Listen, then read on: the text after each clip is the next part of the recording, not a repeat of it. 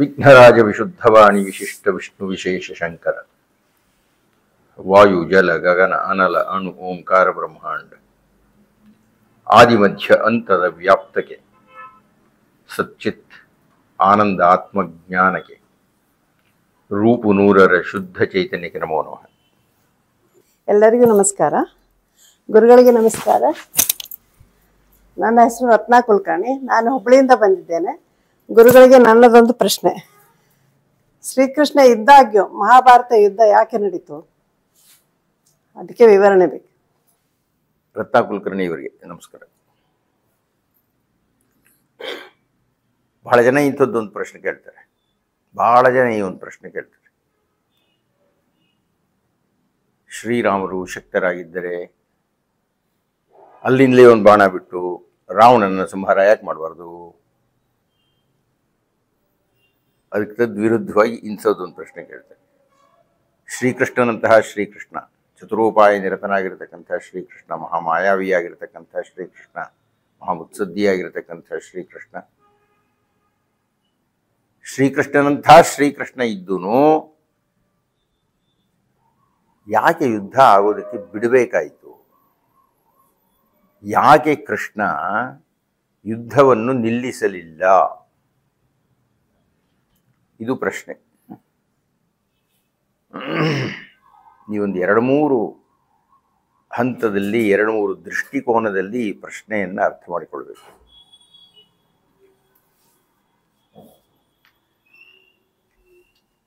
ಮೊದಲನೇದಾಗಿ, ಯಾಕೆ ಯುದ್ಧ ಆಗಬಾರ್ದು? ಇದು ಪ್ರಶ್ನೆ. ಯುದ್ಧ ಅನ್ನತಕ್ಕಂಥದ್ದು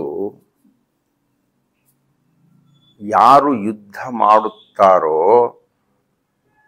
ಅವರ ನಡುವೆ ಯುದ್ಧ ಆಗಲ್ಲ. ದಯವಿಟ್ಟು ಇದನ್ನು ಬಹಳ ಎಚ್ಚರಿಕೆಯಿಂದ ತಗೊಳ್ಳಿ. ಯುದ್ಧ ಆಗತಕ್ಕಂಥದ್ದು, ಈಗ ಉದಾಹರಣೆಗೆ ಭಾರತ ಪಾಕಿಸ್ತಾನೋ ಭಾರತ ಚೀನಾ ಅಂತಲೋ ತಗೊಂಡ್ರೆ, ಭಾರತದ ಸೈನಿಕರು ಪಾಕಿಸ್ತಾನದ ಸೈನಿಕರು ಯುದ್ಧ ಮಾಡುವುದಿಲ್ಲ. ಮೇಲ್ನೋಟಕ್ಕೆ ಹಾಗೆ ಕಾಣುತ್ತೆ. ಆದರೆ ಯುದ್ಧ ಆಗತಕ್ಕಂಥದ್ದು ಭಾರತದ ಪ್ರಧಾನಮಂತ್ರಿಗೂ ಪಾಕಿಸ್ತಾನದ ಪ್ರಧಾನಮಂತ್ರಿ ಅವರು ಆದೇಶ ಕೊಡಬೇಕು, ಆವಾಗ ಆಗುತ್ತೆ. ಆದ್ದರಿಂದ ಮೇಲ್ನೋಟಕ್ಕೆ ನೋಡಿದ್ದೆಲ್ಲ ನಿಜ ಅಲ್ಲ.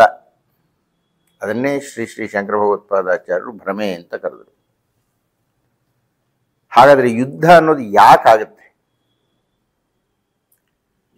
ಯುದ್ಧ ಏಕೆ ಆಗುತ್ತದೆ ಅಂದರೆ, ಈ ಪ್ರಕೃತಿಗೆ ತನ್ನದೇ ಆಗಿರತಕ್ಕಂತಹ ವಿಧಾನದಿಂದ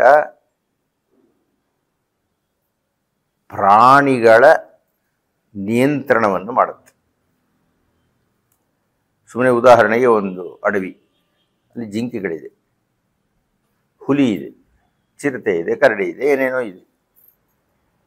ನಾವು ನೋಡುವವರಿಗೆ ಆ ಹುಲಿ ಹಾರಿ ಆ ಜಿಂಕೆಯನ್ನು ಹಿಡಿದು ಕತ್ತರಿಸೋ, ಎಳೆದೋ, ಕೊಚ್ಚು ತಿಂದು ಬಿಡುತ್ತಲ್ಲ, ಅಯ್ಯೋ ಅಂತೀವಿ ನಾವು. ಆಯ್ತಪ್ಪ, ಆ ಜಿಂಕೆಯನ್ನು ತಿನ್ನಲಿಲ್ಲ. ಹುಲಿಗತಿ ಏನು? ಅದು ಬದುಕಬೇಕಲ್ಲ. ಒಂದು ಅಡವಿಯಲ್ಲಿ 1000 ಜಿಂಕೆ ಅಂತ ಅಂದರೂ ಅದೇ 5-6 ಸಿಂಹನೋ ಅಥವಾ ಒಂದು 5 ಕರಡಿ ಇಂಥದ್ದಿರುತ್ತೆ. ಸಾವಿರಾರು ಜಿಂಕೆಗಳಿರುತ್ತೆ. ಬೆರಳೆಣಿಕೆಯಷ್ಟು ಸಿಂಹಗಳು ಇರುತ್ತವೆ ಅಥವಾ ಬೆರಳೆಣಿಕೆಯಷ್ಟು ಹುಲಿಗಳಿರುತ್ತವೆ. ಅಂದರೆ ಅದೇ ಜಿಂಕೆಯನ್ನು, ಅದೇ ಕುರಿಯನ್ನು, ಅದೇ ಹಂದಿಯನ್ನು, ಅದೇ ಕೋಳಿಯನ್ನು ನಾನು ಬೇಕಾದ್ರೆ ಕತ್ರ ತಿಂದಾಕ್ಬಿಡ್ತೀನಿ, ಅದು ತಪ್ಪಿಲ್ಲ ಅಂತಾರೆ. ಆದರೆ ಹುಲಿ ಹೊಡೆದ್ರೆ, ಸಿಂಹ ಹೊಡೆದ್ರೆ ಅಯ್ಯೋ ಅಂತ ಅಂತೀವಿ ನಾವು. ಹಾಗಲ್ಲ, ಅದು ಪ್ರಕೃತಿ ನಿಯಮ. ಪಾಪ ಹುಲಿಗೆ ಜಿಂಕೆನೇ ಆಹಾರ. ಅದನ್ನು ಕಸಿಯೋಕೆ ನಾವು ಯಾರ್ರೀ? ಹಾಗೆಯೇ ಪ್ರಕೃತಿಗೆ ತನ್ನದೇ ಆಗಿರುವಂತಹ ಸಂಖ್ಯೆಯ ಪ್ರಾಣಿಗಳನ್ನು ಹೊಂದಿರುತ್ತದೆ. ನಮಗೆ ಗೊತ್ತಾಗಲ್ಲ ಅದು. ಯಾವುದಾದ್ರು ಸ್ವಲ್ಪ ಜಾಸ್ತಿ ಆದರೆ, ಈ ಉದಾಹರಣೆ ಕಾಡಿನಲ್ಲಿ ಯಾವುದೋ ಜಾಸ್ತಿ ಕಾಳಿಗೆ ಛತ್ಕೊಂಡ್ಬಿಡುತ್ತೆ. ಹತ್ಕೊಂಡು ಸುಟ್ಟೋಗ್ಬಿಡುತ್ತೆ. ಯಾವುದೋ ಉಲ್ಕಾಪಾತ ಆಗಿಬಿಡುತ್ತೆ, ಹೊಂದ್ಕೊಂಡು ಡಿಕ್ಕಿ ಹೊಡೆದ್ಬಿಟ್ಟು ಎಲ್ಲೋ ಬೀಳುತ್ತೆ, ಯಾರ್ಯಾರೋ ಸತ್ತೋಗ್ಬಿಡ್ತಾರೆ. ಅಥವಾ ಬರೀ ಚಳಿ ಜಾಸ್ತಿ ಆಗಿಬಿಡುತ್ತೆ, ಚಳಿಯಿಂದಾಗಿ ಸತ್ತರು ಅಂತ ನಾವು ಪತ್ರಿಕೆಗಳಲ್ಲಿ ಓದ್ತೀವಿ. ಇದೆಲ್ಲ ಪ್ರಕೃತಿ ನೋಡಿಕೊಳ್ಳತಕ್ಕಂಥ ವಿಧಾನ, ತನ್ನ ಸಂಖ್ಯೆಯನ್ನು ಎಷ್ಟಿರಬೇಕು ಎಷ್ಟಿರಕೂಡದು ಅಂತ. ಆ ರೀತಿಯ ಪ್ರಕೃತಿಯ ನಿಯಂತ್ರಣದಲ್ಲಿ ಯುದ್ಧ ಅನ್ನೋದೊಂದು. ಪ್ರಾಕೃತಿಕವಾಗಿ ಈಗ ಯಾವುದು ನಾವು ಅಣೆಕಟ್ಟು ಕಟ್ತೀವಿ, ಅದು ಮಾಡ್ತೀವಿ, ಇದು ಮಾಡ್ತೀವಿ, ನಮ್ಮ ವೈಜ್ಞಾನಿಕವಾದ ಪ್ರಯೋಗಗಳನ್ನೆಲ್ಲ ಮಾಡ್ತೀವಿ. ಸುನಾಮಿ ಬಂದರೆ ಯಾವ ವಿಜ್ಞಾನವೂ ತಡೆಯೋಕ್ಕಾಗಲ್ಲ. ಸುನಾಮಿ ಕೊಚ್ಕೊಂಡು ಹೋಗ್ಬಿಡುತ್ತೆ, ಸಾವಿರ ಜನ ಸತ್ತು ಹೋಗ್ಬಿಡ್ತಾರೆ. ಛೇ ಅಯ್ಯಯ್ಯೋ ಅನ್ನಬಹುದು ನಾವು. ಈಗ ಮೊನ್ನೆ ಕೊರೋನಾ ಬಂತಪ್ಪ, ಯಾರು ಹೇಳಿದ್ರು ಅದಕ್ಕೆ? ಪ್ರಕೃತಿ ತನ್ನ ಸಿದ್ಧಿಯನ್ನು ತಾನು ಮಾಡಿಕೊಳ್ಳುತ್ತೆ ಆಯಾ ಕಾಲಕ್ಕೆ. ಯಾವುದೋ ಒಂದ್ಸಲ ಡೆಂಗ್ಯೂ ಅಂತ ಬಂತು, ಇನ್ಯಾವುದೋ ಕಾಲಕ್ಕೆ ಕೋತಿ ಜ್ವರ ಅಂತ ಬಂತು, ಈಗ ಮೊನ್ನೆ ಕೊರೋನಾ ಅಂತ ಬಂತು, ಇನ್ನು 10 ವರ್ಷ ಇಟ್ಕೊಂಡು ಇನ್ಯಾವುದೋ ಹೆಸರಿನಲ್ಲಿ ಬರುತ್ತೆ. ಪ್ರಕೃತಿ ತನ್ನ ನಿಯಂತ್ರಣವನ್ನು ಮಾರ್ಪಡಿಸಿಕೊಳ್ಳಲಿಕ್ಕೆ, ತನ್ನ ನಿಯಂತ್ರಣವನ್ನು ನೇರ್ಪಡಿಸಿಕೊಳ್ಳಲಿಕ್ಕೆ, ಅಂದರೆ ಒಟ್ಟಿನಲ್ಲಿ ತನ್ನ ಪ್ರಜಾಸಂಖ್ಯೆಯನ್ನು, ಪ್ರಾಣಿ ಸಂಖ್ಯೆಯನ್ನು ಯಾವುದೋ ಒಂದು ನಿಗದಿಯಾಗಿ ಇಟ್ಟುಕೊಳ್ಳೋದಕ್ಕೋಸ್ಕರ ಇಂತಹ ಪ್ರಾಕೃತಿಕ ಉಪದ್ರವಗಳನ್ನು ನಡೆಸುತ್ತೆ. ಅದರೊಳಗೆ ಯುದ್ಧವೂ ಒಂದು. ಅದ್ಯಾಗರಿ ಯುದ್ಧ ಒಂದು ಅಂದರೆ ಪ್ರಕೃತಿ ಜನ್ಯವಾದ ಮನುಷ್ಯನ ಮನಸ್ಸಿನಲ್ಲಿ ಅಂಥದ್ದನ್ನು ಹೊರಡುತ್ತೆ. ಇದು ಎಲ್ಲ ಯುದ್ಧಗಳಿಗೂ ಇರತಕ್ಕಂಥ ಸಾಮಾನ್ಯವಾದ ಉತ್ತರ. ಆದ್ದರಿಂದ ಈ ಹಸ್ತಿನಾವತಿಯಲ್ಲಿ ನಡೆದಂಥ ಯುದ್ಧಕ್ಕೂ ನಡಿಬೇಕಾಯಿತು, ಭಾರ ಕಡಿಮೆ ಆಗಬೇಕಾಯಿತು. ಪೌರಾಣಿಕವಾದ ಭಾಷೆಯಲ್ಲಿ ಹೇಳಬೇಕಾದ್ರೆ ಅಥವಾ ವೈಜ್ಞಾನಿಕವಾದ ಭಾಷೆಯಲ್ಲಿ ಹೇಳಬೇಕಾದ್ರೆ ಸಮತೋಲನ ಏರ್ಪಡಿಸ್ಕೊಳ್ತಾ ಇತ್ತು. ಆದ್ದರಿಂದ ಯುದ್ಧಕ್ಕೆ ಕೃಷ್ಣ ಕಾರಣನೂ ಅಲ್ಲ, ಅವನು ಬಾಧ್ಯಸ್ಥನೂ ಅಲ್ಲ. ಇದು ಬಹಳ ದೊಡ್ಡದಾದಂಥ ಆಯಾಮದಲ್ಲಿ ಕೊಡತಕ್ಕಂಥ ಉತ್ತರ. ಇನ್ನು ನಿಮ್ಮ ಪ್ರಶ್ನೆಯನ್ನು ಬಹಳ ಕುಗ್ಗಿಸಿ ಬರೀ ಹಸ್ತಿನಾವತಿಗೆ ಅನ್ವಯಿಸಿ ನೋಡುವುದಾದರೆ ಅಲ್ಲಿ 2 ಭಾಗ ಇದೆ. ಒಂದು ಆತತಾಯಿನಃ ಅಂತ ಕರೀತಾರೆ. ಆತತಾಯಿಗಳು ಅಂದರೆ ದಾಯಾದಿಗಳು ಅಂತ. ದಾಯಾದಿಗಳು ರಾಮಲಕ್ಷ್ಮಣರಂತೆ ಇಲ್ಲದೆ ವಾಲಿ ಸುಗ್ರೀವರಂತೆ ಇದ್ದರೆ ಆಗ ನ್ಯಾಯವೋ ಧರ್ಮವೋ ಜನರೋ ಪ್ರಯತ್ನ ಪಡ್ತಾರೆ ಅವರಿಗೆ ಇಬ್ಬರಿಗೂ ಸಮಾಧಾನ ಮಾಡಲಿಕ್ಕೆ. ನಮ್ಮಲ್ಲಿ ಸಾಮಧಾನ ಭೇದ ದಂಡ ಅಂತ 4 ಉಪಾಯಗಳಿದೆ. ಮಗನಿಗೆ ನೀವು ಪಾಠ ಹೇಳ್ತಾ ಇದ್ರೆ ಬಂದು ಕೂತ್ಕೊಳ್ತಾ ಕೆನ್ ಕೊಡಲ್ಲ. ಅವನಿಗೆ ಒಳ್ಳೆ ಮಾತಿನಲ್ಲಿ ಹೇಳ್ತಾರೆ, ತಿದ್ದುತ್ತಾರೆ, ಸರಿಪಡಿಸ್ಲಿಕ್ಕೆ ನೋಡ್ತಾರೆ, ಬೆದರಿಸ್ತಾರೆ, ಊಟ ಹಾಕ್ಬೇಡ ಅಂತ ಹೇಳ್ತಾರೆ, ರೇಟ್ ಕೊಡ್ತೀನಿ ನೋಡು ಅಂತ ಹೇಳ್ತಾರೆ. ಇದು ಯಾವುದಕ್ಕೂ ಬಗ್ಗದೆ ಹೋದರೆ ರೇಟ್ ಕೊಡ್ತಾರೆ. ಇದು ಬಹಳ ನೀವು ಮಾಡಿದ್ದೀರಿ ಆ ಕೆಲಸ ನಿಮ್ಮ ಮಕ್ಕಳಿಗೆ. ಇದು ಅತ್ಯಂತ ಮಿತಿಯಾದ ಮನೆಯಲ್ಲಿ ನಡೆಯತಕ್ಕಂಥ ಕ್ರಮ. ತಕ್ಷಣ ಯಾರು ಹೊಡೆಯಲ್ಲ. ಒಳ್ಳೆ ಮಾತಿದೆ, ಅದನ್ನೇ ಸಾವಧಾನ ಅಂತ ಕರೀತಕ್ಕಂಥದ್ದು. ನೀವು ಬಹಳ ಎಚ್ಚರಿಕೆಯಿಂದ ಗಮನಿಸಬೇಕಾದ್ದು, ದುರ್ಯೋಧನ ಯಾವ ಕರಾರಿಗೆ ಒಪ್ಪಿದ್ದ ಅಂತ ಬಹಳ ಎಚ್ಚರಿಕೆಯಿಂದ ಗಮನಿಸಬೇಕು. ಮೊದಲು ಆಟ ಆಡಿದ್ದು ಅದೆಲ್ಲ ಬಿಟ್ಬಿಡೋಣ. ಅಂತಿಮವಾಗಿ ಒಂದೇ ಆಟ. ಈ ಆಟದಲ್ಲಿ ಸೋತವರು ಇಷ್ಟು ವರ್ಷ ವನವಾಸಕ್ಕೆ ಹೋಗಬೇಕು, 1 ವರ್ಷ ಅಜ್ಞಾತವಾಸಕ್ಕೆ ಹೋಗಬೇಕು. ಆಯಿತು, ಹೋಗಿದ್ದಾಯಿತು. ಆಮೇಲೆ ಅವರದನ್ನು ಜಯಪ್ರದವಾಗಿ ಮುಗಿಸಿ ಬಂದರೆ, ಅಂದರೆ ಅರಣ್ಯವಾಸದಲ್ಲೂ ಇದ್ದು ಕುಗ್ಗದೆ, ಅಜ್ಞಾತವಾಸದಲ್ಲಿ ಯಾರ ಕಣ್ಣಿಗೂ ಕಾಣದೆ, ವಿಶೇಷವಾಗಿ ಕೌರವರ ಕಣ್ಣಿಗೆ ಕಾಣದೆ ಇದ್ದು ಬಂದರೆ ಆಮೇಲೇನು, ನೀವು ಸೋತಿದ್ದಂತಹ ಅರ್ಧ ರಾಜ್ಯವನ್ನು ವಾಪಸ್ಸು ಕೊಡುತ್ತೇವೆ ಅಂತ ಇದು ಕರಾರು. ಅದರಂತೆ ಪಾಂಡವರು ಮುಗಿಸ್ಕೊಂಡು ಬಂದರು. ಈಗ ದುರ್ಯೋಧನ ವಾಪಸ್ ಕೊಡ್ಬೇಕು ತಾನೆ. ಅದಕ್ಕಾಗಿ ನಿಮ್ಮ ಅಪೇಕ್ಷೆಯಂತೆ ಒಬ್ಬ ರಾಯಭಾರಿಯ ಸಹಿತ ಹೇಳಿ ಕಳಿಸಿ, ಅಪ್ಪ ನಾವೆಲ್ಲ ಮುಗಿಸ್ಕೊಂಡು ಬಂದಿದ್ದೀವಿ, ದಯವಿಟ್ಟು ನೀನು ನನಗೆ ಕೊಡಬೇಕಾಗಿರತಕ್ಕಂಥ ಅರ್ಧ ರಾಜ್ಯವನ್ನು ಕೊಡು ಅಂತ. ದುರ್ಯೋಧನ ಏನು ಹೇಳ್ದ? ಉತ್ತರ ಕಟ್ ಕಳಿಸ್ದ. ಮೊದಲೊಳ ಅಮಲ ಬ್ರಹ್ಮಚರ್ಯವು ಮದುವೆಯಾದುದು ಬಳಿಕ ವಾನಪ್ರಸ್ಥಾಶ್ರಮವೆಂಬುದನ್ನು ಅಳವಡಿಸಿ ತುದಿಗೆ ಸನ್ಯಾಸವನ್ನು ಮಾಡಿದನು. ಬಹಳ ಕಾವ್ಯಮಯವಾಗಿ ಹೇಳ್ತಾನೆ ಅವನು. ನೋಡಯ್ಯ ಧರ್ಮರಾಯ, ನೀನು ಮೊದಲು ಬ್ರಹ್ಮಚಾರಿಯಾಗಿದ್ದೆ ಹಿಮವತ್ ಪರ್ವತದಲ್ಲಿ, ಆಮೇಲೆ ದ್ರೌಪದಿ ಜೊತೆ ಮದುವೆ ಆದೆ, ಆಮೇಲೆ ಕಾಡು ಹೋದೆ ವಾನಪ್ರಸ್ಥ ಅಂತ, ವಿರಾಟ್ ನಂತರ ಸನ್ಯಾಸಿ ವೇಷದಲ್ಲಿದೆಯಾ, ಇನ್ನೆಲ್ಲ ಆಶ್ರಮಗಳು ಆಗೋಯ್ತಲ್ಲ, ಸನ್ಯಾಸಾಶ್ರಮವೂ ಆಗೋಯ್ತಲ್ಲ, ತಿರ್ಗಾ ರಾಜ್ಯನ ಬಯಸ್ತಕ್ಕಂಥದ್ದು ಚೆನ್ನಾಗಿರಲ್ಲ ಕಣೆ, ನಿಂಗೆ ಕೊಡಲ್ಲ ಅಂತ.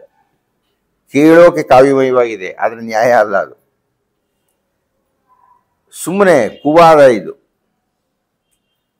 ಅಂದರೆ ಸಾಮಕ್ಕೆ ಪ್ರಯತ್ನ ಪಟ್ಟ ತಾನೆ, ಯುದ್ಧ ಮಾಡಲಿಲ್ಲ. ಆಮೇಲೆ ಪಾಂಡವರೆಲ್ಲ ಸೇರಿಕೊಂಡು ಕೃಷ್ಣನ ರಾಯಭಾರಿತ್ವವನ್ನು ಮಾಡಿದರು. ಕೃಷ್ಣ ಪಾಂಡವರನ್ನೆಲ್ಲ ಪ್ರತಿನಿಧಿಸಿ ರಾಯಭಾರಿಯಾಗಿ ಹೋದ.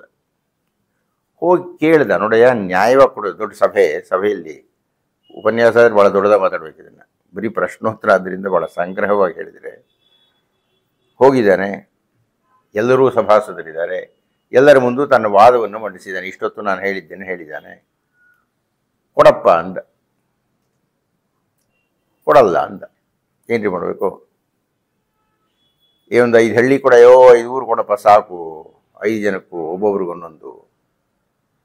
ಮುಳ್ಳು ಮನ ಯುಚ್ಚಳಿಪ ಧರಣಿಯ ನಿತ್ಯನಾದೊಡೆ ಬಳಿಕ ನೀನಗು. ನಾನೊಂದು ಮುಳ್ಳು ಊರು ಅಷ್ಟು ಭೂಮಿನೇನಾದರೂ ಕೊಟ್ಟರೆ ನೀನಗು. ಯುದ್ಧವ ಕೊಂಡು ಬಾ ಎಂದ. ಯಾರು ಹೇಳ್ತಿರೋದು? ದುರ್ಯೋಧನ. ಯುದ್ಧವನ್ನು ಬಯಸಿದ್ಯಾರು? ದುರ್ಯೋಧನ. ಯುದ್ಧವ ಕೊಂಡು ಬಾ ಎಂದ. ಈಗ ಏನ್ರಿ ಮಾಡಬೇಕು? ನಿಮ್ಮ ಮನೆಯೊಳಗೆ ಯಾರೋ ಒಂದು ಕೂತ್ಕೊಂಡ್ಬಿಡ್ತಾರಪ್ಪ, ಏನು ಮಾಡ್ತೀರಿ? ಇರಲಿ ಬಿಡೋ ಪುಟ್ಟ, ಕೂತ್ಕೋ, ಊಟಕ್ಕೆ ಬಡಿಸ್ತೀನಿ ಅಂತೀರಾ ನೀವು? ಆಯಿತು, ಬಂಧು ಆದರೆ ಬಡಿಸ್ತೀನಿ. ಬಂಧುವೇ ಬಂದೊಂದು 20 ದಿವಸ ಕೂತ್ಕೊಂಡು ಹೋಗಯ್ಯ ಅಂತಿರ್ತೀವಿ. ಅಂದರೆ ಇದು ಬಹಳ ಸಹಜವಾಗಿ, ಯಾರೇ ಆಗಲಿ, ನಿಮ್ಮನೆ ನಮ್ಮನೆ ಪ್ರಶ್ನೆ ಇಲ್ರಿ, ನಿಮ್ಮ ಜಮೀನಿರುತ್ತೆ, ಅದ್ರಿಗೆ ಒಂದು 5 ಅಡಿ ಯಾರೋ ಆಕ್ರಮಿಸ್ಕೊಂಡ್ಬಿಡ್ತಾರೆ ರೀ, ನ್ಯಾಯಾಲಯಕ್ಕೆ ಹೋಗ್ಬಿಡ್ತೀರಿ ನೀವು, ಅಲ್ವೇನ್ರಿ? ಇದನ್ನೇ ಪಾಂಡವರು ಮಾಡಿದರು. ಕೇಳಿದರು, ಇಲ್ಲ ಅನ್ನಿಸ್ಕೊಂಡ್ರು. ರಣ ಮಹೋತ್ಸವವನ್ನ ಮತ ಕೈದಣಿಯ ಹೊಯ್ದಾಡುವೇನು, ಯುದ್ಧ ಮಾಡ್ತೀನಿ ಕಣಯ್ಯ ನಾನು ಅಂತ ಮತ್ತೆ ಮತ್ತೆ ಯುದ್ಧವನ್ನು ಅಪೇಕ್ಷಿಸಿದ್ದು ದುರ್ಯೋಧನ. ಈಗೇನು ಮಾಡಬೇಕು? ಹೀಗಾಗಿ ಇರುವ ಸಾಧ್ಯತೆಗಳನ್ನೆಲ್ಲ ಬಳಸಿಕೊಂಡು ಸಾಮಧಾನಗಳಲ್ಲಿ ಆಗದೇ ಹೋಗಿದ್ದರಿಂದ ಕೊನೆಗೆ ಯುದ್ಧ ಮಾಡಬೇಕಾಯಿತು. ಇದಿಷ್ಟು ಒಂದು ಉತ್ತರ. ಇದಕ್ಕೆ ಇನ್ನೊಂದು ಮುಖದ ಉತ್ತರ ಇದೆ. ದುರ್ಯೋಧನ ಕೆಲವು ಪಾಪಗಳನ್ನು ಮಾಡಿದ್ದಾನೆ. ಅವನು ಈ 5 ಜನರನ್ನು ಅರಗಿನ ಮನೆಯಲ್ಲಿ ಹಾಕಿ ಸುಟ್ಟು ಬಿಡಬೇಕು ಅಂತ ಪ್ರಯತ್ನ ಪಟ್ಟಿದ್ದಾನೆ. ತಪ್ಪಿಸಿಕೊಂಡಿದ್ದು ಅದೆಲ್ಲ ಪಾಂಡವರ ಅದೃಷ್ಟ, ಪಾಂಡವರ ಯುಕ್ತಿ. ಸುಟ್ಟಾಕ್ಬಿಡಬೇಕು ಅಂತ ನೋಡಿದ. ಭೀಮನನ್ನನಕ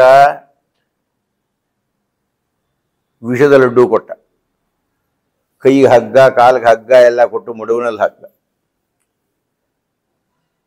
ಕರ್ಕೋಟಕ ವಿಷದ ಹಾವುಗಳಿಂದ ಕಚ್ಚಿಸ್ದ. ಭೀಮ ಹೇಳ್ತಾನೆ, ಮುಡುವಿನಲ್ಲಿ ಹಾಯಿಕಿದಿರಿ, ಹಾವಿನ ಹೆಡೆಯ ಕೊಂಡು ಊರಿದಿರಿ, ಬಲು ವಿಷದ ಅಡುಗೆಗಳ ಮೆಲಿಸಿದಿರಿ ಬಲ್ಲಂದದಲ್ಲಿ, ನಿಮ್ಮ 100 ವರ ಕಡಿದು ಶಾಕಿನಿಯರಿಗೆ ರಕುತವ ಬಡಿಸಿದಲ್ಲದೆ ಸಾವೇನೇ ಅಂತ ಪ್ರತಿಜ್ಞೆ ಮಾಡಿದ. ಅಷ್ಟೆಲ್ಲ ಕೆಟ್ಟದ್ದು ಮಾಡಿಬಿಟ್ಟ ದುರ್ಯೋಧನ. ಎಲ್ಲದಕ್ಕಿಂತ ಹೆಚ್ಚಾಗಿ ದ್ರೌಪದಿಯ ಸೀರೆಯನ್ನು ತುಂಬಿದ ಸಭೆಯಲ್ಲಿ ಎಳೆದು ಮಾನಭಂಗ ಮಾಡಲಿಕ್ಕೆ ಪ್ರಯತ್ನ ಪಟ್ಟ. ಕೃಷ್ಣ ಇದ್ದಿದ್ದರಿಂದ ಆಗಲಿಲ್ಲ ಅನ್ನೋದು ಬೇರೆ, ಅಥವಾ ವಿಮರ್ಶೆಯಿಂದ ದ್ರೌಪದಿಯೂ ಇದಕ್ಕೆ ಕಾರಣ, ಧರ್ಮರಾಯನೂ ಇದಕ್ಕೆ ಕಾರಣ ಅಂತ ಚಿಂತನೆ ಮಾಡುವುದು ಬೇರೆ. ಅದೇನೇ ಚಿಂತನೆಗಳಿರಲಿ, ಯಾವುದೋ ಒಂದು ಹೆಣ್ಣಿಗೆ, ದ್ರೌಪದಿನೇ ಆಗಬೇಕಾಗಿಲ್ಲ, ಯಾವುದೋ ಒಂದು ಹೆಣ್ಣನ್ನು ಬಲಾತ್ಕಾರ ಮಾಡಿ ಒಂದು 20 ಜನ ಕೂತಿರೋ ಸಭೆಯಲ್ಲಿ ಈ ಹೊತ್ತು ಸೀರೆಯನ್ನು ಎಳೆದರೂ ಅದು ಅಪರಾಧ ಇವತ್ತಿಗೂ. ಅಂಥದ್ದು ದ್ರೌಪದಿಯನ್ನು ಹಾಗೆ ಎಳೆದು ಮಾನಭಂಗ ಮಾಡಲಿಕ್ಕೆ ಪ್ರಯತ್ನ ಪಟ್ಬಿಟ್ನಲ್ಲ, ಅದಕ್ಕೆ ಶಿಕ್ಷೆ ಆಗಬೇಕೋ ಬೇಡ? ಆಗಬೇಕೋ ಬೇಡ್ರಿ, ಆಗಬೇಕು ಅಂದ ಮೇಲೆ ಯುದ್ಧವೇ ಆಗಬೇಕು. ಆದ್ದರಿಂದ ಯಾವ ದೃಷ್ಟಿಯಲ್ಲಿ ಯೋಚನೆ ಮಾಡಿದರೂ ಯುದ್ಧವನ್ನು ಮಾಡಲಿಕ್ಕೆ ಕೃಷ್ಣ ಬೆಂಬಲವನ್ನು ಕೊಟ್ಟ. ಅವನು ತಪ್ಪಿಸ್ಲಿಕ್ಕೆ ಪ್ರಯತ್ನ ಪಡಲಿಲ್ಲ. ಮೇಲ್ನೋಟಕ್ಕೆ ತಪ್ಪಿಸಿದಂತೆ ರಾಯಭಾರಿಯಾಗಿ ಪ್ರಯತ್ನ ಪಟ್ಟ. ಆಗಲಿ, ನಿಮ್ಮಂಥವ್ರು ಪ್ರಶ್ನೆ ಕೇಳ್ತೀರಿ, ಆಗಲಿ ಅಂತ. ಆದ್ರೆ ಒಪ್ಕೊಳ್ಳಿಲ್ವೇ? ಅಕಸ್ಮಾತ್ ದುರ್ಯೋಧನ ಒಪ್ಕೊಂಡಿದ್ರೆ ಭಾಳ ಕಷ್ಟ ಆಗ್ಬಿಡೋದು. ದುರ್ಯೋಧನ ಒಪ್ಕೊಂಡು ಕ್ಷಮಿಸಪ್ಪಾವೋ ಅಂತ ಹೇಳಿಬಿಟ್ಟು ಕೃಷ್ಣ ಏನಾದರೂ ಕ್ಷಮಿಸಿದ್ದೀನಿ ಅಂದರೆ ಅವನು ಮಾಡಿ ತಪ್ಪೆಲ್ಲ ಸರೋಗ್ಬಿಡ್ತಾ ಇತ್ತು. ಆದ್ದರಿಂದ ದುರ್ಯೋಧನನಿಗೆ ಏಟು ಕೊಡಲೇಬೇಕಾಯಿತು. ಆದ್ದರಿಂದ ಯುದ್ಧ ಆಗಲೇಬೇಕಾಯಿತು. ಯುದ್ಧ ಆಗಬೇಕಾದ್ದು ನ್ಯಾಯವಾಗಿತ್ತು. ಶ್ರೀಕೃಷ್ಣ ಆತನ ಇಡೀ ಜೀವನದಲ್ಲಿ ನೀವು ಎಚ್ಚರಿಕೆಯಿಂದ ನೋಡಿದರೆ, ಶ್ರೀಕೃಷ್ಣ ಬಾಲಕನಾಗಿದ್ದಾಗಿನಿಂದ ಆತ ಹೋಗತಕ್ಕಂಥ ಕ್ಷಣದ ತನಕ ಎಚ್ಚರಿಕೆಯಿಂದ ನೋಡಿದರೆ ಒಂದೇ ಒಂದು ಅಧರ್ಮದ ಕಾರ್ಯವನ್ನು ಆತ ಮಾಡಲಿಲ್ಲ, ಒಂದೇ ಒಂದು ಅನ್ಯಾಯದ ಕಾರ್ಯವನ್ನು ಮಾಡಲಿಲ್ಲ ಆತ. ಗೊತ್ತಿಲ್ಲದ ಜನ ಏನೋ ಮಾತಾಡ್ಬೋದು, ಹುಡುಗಿರಿಂದ ಹೋದ, ಹೀಗೆ ಹುಚ್ಚುಚ್ಚ ಮಾತಾಡ್ಬೋದು. ದಾಖಲಾತಿ ಇಲ್ಲ ಯಾವುದಕ್ಕೂ. ಭಾಗವತದಲ್ಲಾಗಲಿ ಮಹಾಭಾರತದಲ್ಲಾಗಲಿ ಹುಡುಗಿಯರಿಂದ ಅವನು ಹೋಗಲಿಲ್ಲ. ನರ್ತನ ಮಾಡ್ದ ಅಷ್ಟೇನೆ, ಇನ್ನೇನೋ ಮಾಡಲಿಲ್ಲ. ನಮ್ಮ ಕಲ್ಪನೆಗಳಿಗೆ ಏನೇನೋ ಆದಂತೆ. ಆದ್ದರಿಂದ ಕೃಷ್ಣ ಮಹಾ ಧಾರ್ಮಿಕನಾದ್ದರಿಂದ ತನ್ನ ಧರ್ಮ ವಲಯದಲ್ಲಿ ಬಂದಂತಹ ಎಲ್ಲ ಕಾರ್ಯಗಳಿಗೂ ನ್ಯಾಯಯುತವಾದ ನಿರ್ಣಯವನ್ನು ಕೊಟ್ಟ. ಅದರಿಂದ ಯುದ್ಧ ಮಾಡಿದ ತಪ್ಪಿಲ್ಲ. ಕೃಷ್ಣ ಯುದ್ಧ ಮಾಡಬೇಕಾಯಿತು, ಕೃಷ್ಣ ಯುದ್ಧ ಮಾಡಿಸ್ತು. ನಮಸ್ಕಾರ. D.R. ಪಾಟೀಲ್, ಹುಲ್ಕೋಟಿ. ನಮ್ಮ ದೇಶದ ತತ್ವಜ್ಞಾನದ ಹಿನ್ನೆಲೆಯೊಳಗೆ ಆ ತತ್ವಾದರ್ಶಗಳನ್ನು ಅನುಷ್ಠಾನ ಮಾಡುವಲ್ಲಿ ಎಡವಿದ್ದಕ್ಕೆ ಏಕೆ ಎಡವಿದೆವು?